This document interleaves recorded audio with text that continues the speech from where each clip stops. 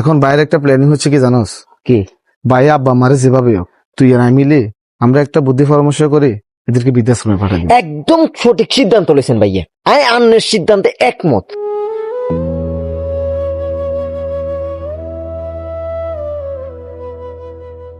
আর ভাইয়া হুট করে ঘরের সামনে কিলে রাখিয়ে আনছেন, এই অবস্থা যদি আব্বা মান্ডারে দেখে তারা নিশ্চিত বুঝি যে পান্ডা বিক্রিতে এক আছে। দেখ ভাই, সত্যি কথা বলতে আমি অনেকদিন ধরে চিন্তা ভাবনা করি যে তোর লগে এইসব বিষয় শেয়ার করা দরকার। তানবীর, তুই কি কখনো চিন্তা ভাবনা করছস যে আমরা কত কষ্ট করে টাকা পয়সা ইনকাম করি? এটা তো খেয়াল করছি। এই যে দেখ ভাই, একটা চাকরি করি, 25,000 টাকা স্যালারি পাই, এর ভিতরে প্রতি মাসে 20,000 টাকা ফ্যামিলি খরচ চলে যায়। আব্বা মার ওষুধের খরচ, এই খরচ সেই খরচ, এরপরে ছেলে মেয়ের খরচ, অনেকগুলো খরচ আছে। এভাবে যদি চলতে থাকে দিনের পরে দিন, ভবিষ্যৎ বলতে যে একটা শব্দ আছে এটা আমাদের জীবন থেকে হারাই যাব। এখন বাইরে একটা প্ল্যানিং হচ্ছে কি জানোস? কি? ভাই আব্বা মারে যেভাবে হোক তুই আর আমি মিলে আমরা একটা বুদ্ধি পরামর্শ করে এদেরকে বৃদ্ধাশ্রমে পাঠাই দিই। একদম সঠিক সিদ্ধান্ত লইছেন ভাইয়া, আমি আন্নের সিদ্ধান্তে একমত।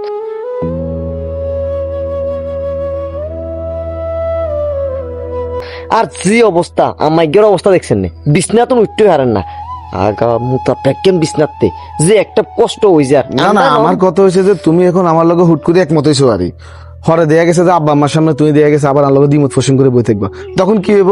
আব্বা আম্মা চোখের সামনে আয় আবার কালার। আন্নের আন্নের লগে কি এখনো চলে? আব্বা তোমরা এতক্ষণ যে পরিকল্পনা করছো, যে প্ল্যানিং গুলা করছো, এগুলা আব্বা সবগুলা শুনছি। আমি প্রায় সময় একটা জিনিস চিন্তা করতাম, তোমরা একই মায়ের সন্তান কিন্তু সব সময় কি লাই জগা করো। কিন্তু আব্বা এই সময়টা তো আসি পুরোপুরি ক্লিয়ার হয়ে গেছি, এগুলা আসলে জগানো, এগুলো অভিনয়। আর তোমরা এই অভিনয় গুলা করতে শুধুমাত্র যাতে করে আয় এবং তোমার আম্মা আমরা বিরক্ত হয়ে গর্তন বার হয়ে যাই। তোমরা একটু আগে পরিকল্পনা করছো না আব্বারে বৃদ্ধাশ্রমে হারাই দিবা? অসুবিধা নাই, তোমরা কষ্ট করি আব্বারে বৃদ্ধাশ্রমে হারান লাগতো না, আব্বা নিজেই বৃদ্ধাশ্রমে চলে যাবো।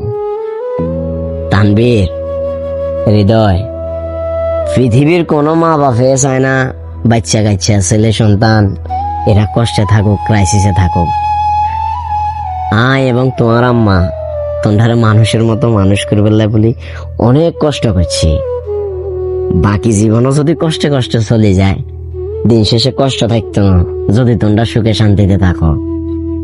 তোমরা সুখের লাই বলি খালি বৃদ্ধাশ্রমে না, যদি কবরেও জন্ম লাগে আব্বা রাজি আছি। আব্বা এতটুকু বিশ্বাস করি তোমার আম্মা রাজি থাকবো, অসুবিধা নাই। আব্বা যা বুঝবার বুঝে গেছি।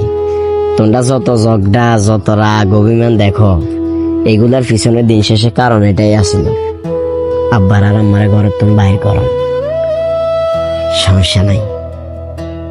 আব্বা ঝামুগো বাহারে, অসুবিধা নাই। আব্বা আব্বা